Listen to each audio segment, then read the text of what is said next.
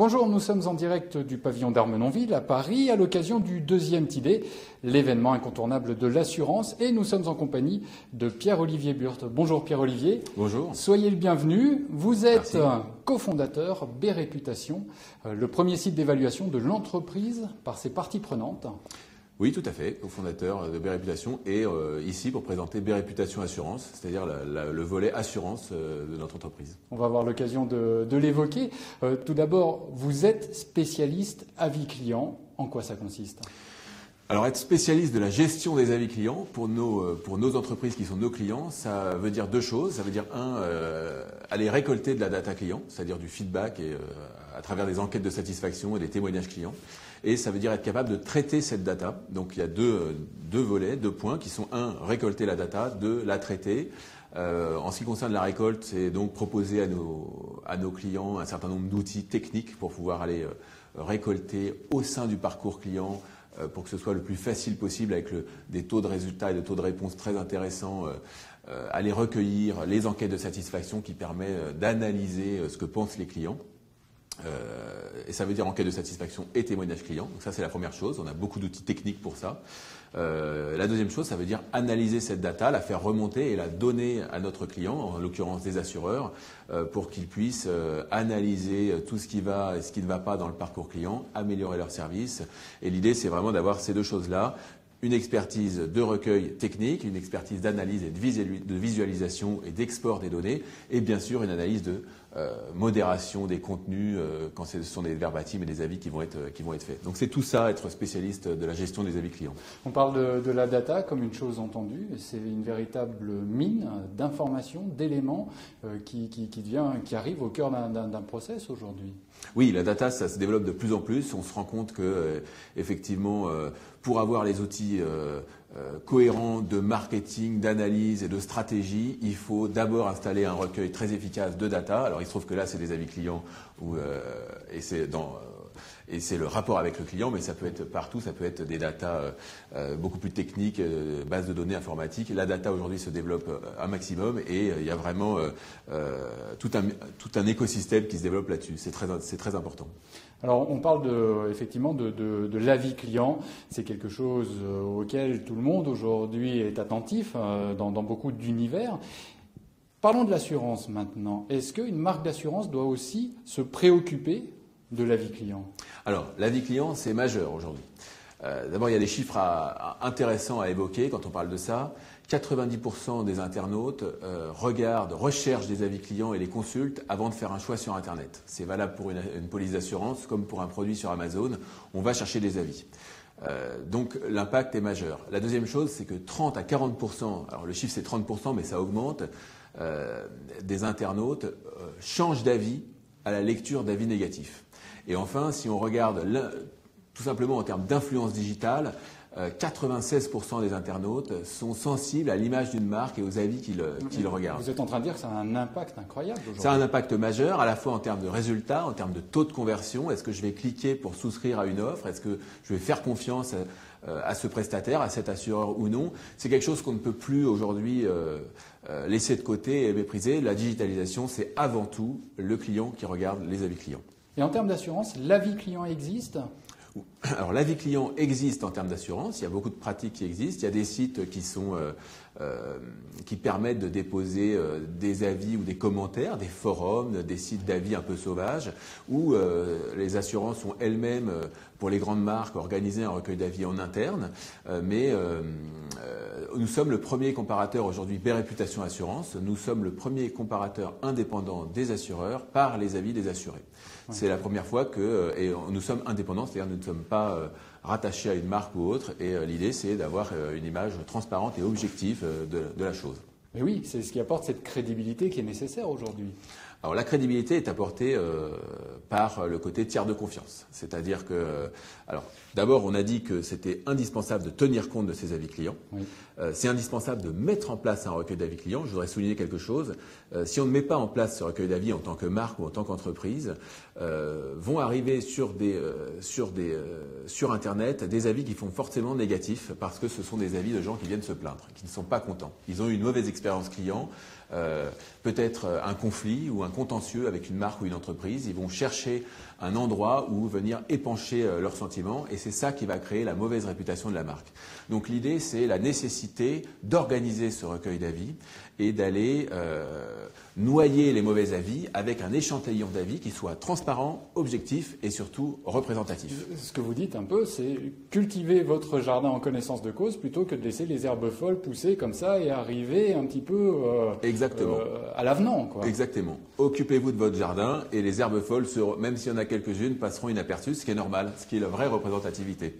Le côté tiers de confiance qui est Réputation Assurance, c'est-à-dire expert indépendant, permet à l'entreprise de le faire de manière cohérente et crédible, structurée et crédible. Parce que si elle-même recueille ses avis, il y a toujours un doute de la part des internautes qui est « Ah, mais c'est marrant, j'ai mis un avis, il n'est pas arrivé sur le site ».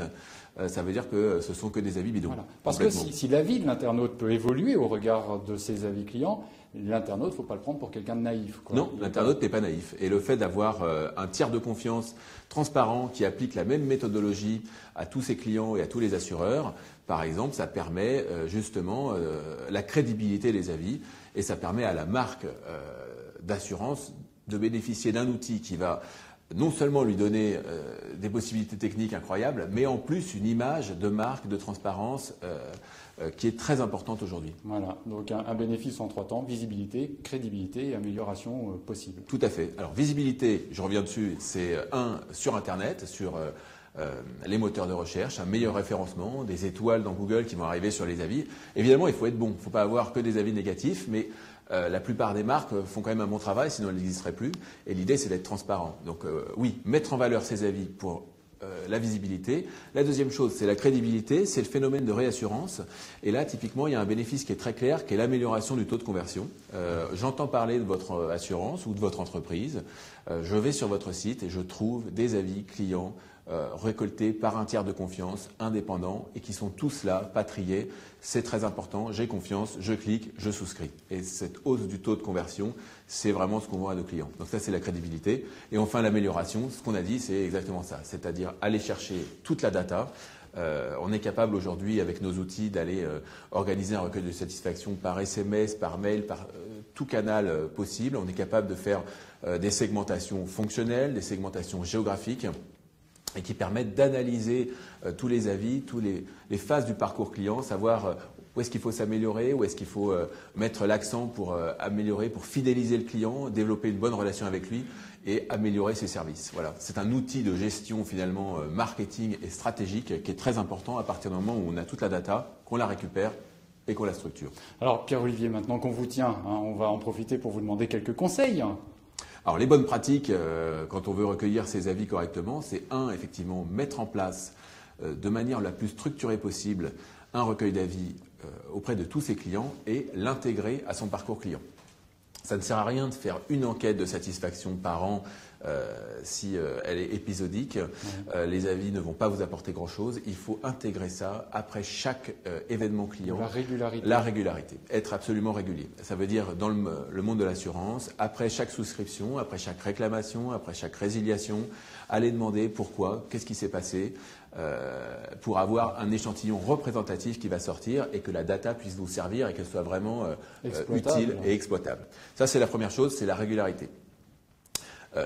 La deuxième chose, c'est ne pas être intrusif dans la vie du client et de votre parcours client. Si vous embêtez vos clients tous les jours avec vos demandes d'avis, le client il s'en va et il en a marre, il répond jamais. Donc c'est installer des outils techniques qui vont être présents, mais pas trop. Et donc là, c'est tout le savoir-faire effectivement technique. On analyse avec nos clients leur parcours client, la manière dont ils interagissent avec leurs clients, et on fait des recommandations stratégiques sur comment installer un bouton à un bon endroit, un email à quel moment l'envoyer, etc. Agir tout en finesse, quoi. Exactement, pour pas trop embêter le client. L'idée, c'est de ne pas être intrusif, mais d'obtenir des taux de réponse qui soient suffisamment élevés pour être représentatifs.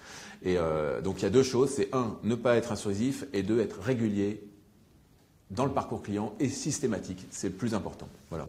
Et pensez à aller consulter BRéputation, évidemment. Bien sûr. C'est le troisième conseil. Ça, c'est pour les internautes, pour aller trouver un bon assureur. Ce sera bientôt sur BRéputation Assurance pour tous, oui. Nous sommes sur le TID. Vous venez de lancer pour le TID un diagnostic de l'influence digitale. Oui. Tout à fait. C'est quoi? Alors l'idée, B-Réputation Assurance, tout comme B-Réputation d'ailleurs, c'est une marketplace qui sert à deux choses. Elle sert bien entendu aux internautes à venir trouver un bon assureur à partir des avis des assurés, et ça sert aux assureurs bien sûr à avoir une solution d'avis et de gestion des avis clients. L'idée c'est qu'on est aussi agrégateur de contenu. Je suis pas.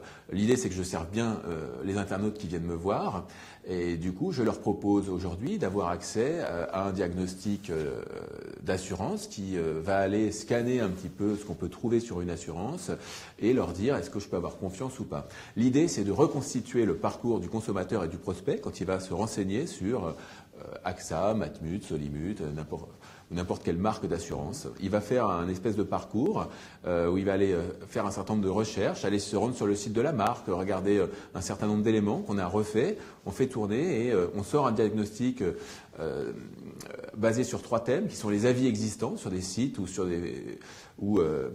sur le site internet de la marque, qui sont les forums consommateurs et ailleurs sur le web, qui peuvent être des articles dans la presse ou autres. Et l'idée, c'est de sortir un peu un diagnostic de ça qui nous donne est-ce que la marque prend bien soin de son image et qu'est-ce qu'on peut en penser aujourd'hui et qu'est-ce que l'internaute en pense. Et nous, on reconstitue ça et on va le livrer à 2 personnes qui sont les 2 intervenants de notre marketplace, qui sont l'internaute qui vient chercher des avis et des informations et qui sont bien sûr la marque qui dit mais finalement je suis PDG de telle marque d'assurance, j'ai un service marketing et un service communication qui s'occupe de moi, est-ce qu'ils s'en occupent correctement et que donne votre diagnostic pour ma marque? Donc, vous êtes donc le trait d'union entre la marque et l'internaute client potentiel. En tout cas, c'est notre ambition. Oui. Le trait d'union qu'il y a entre B et réputation. Tout à fait. Exactement. Voilà. Merci beaucoup, Pierre-Olivier Burt, donc cofondateur de B Réputation. Ne manquez pas les prochains lives. À 12h15, interview d'Adrien Courret, directeur général délégué du groupe Massif. En ce qui nous concerne, merci beaucoup. Merci beaucoup.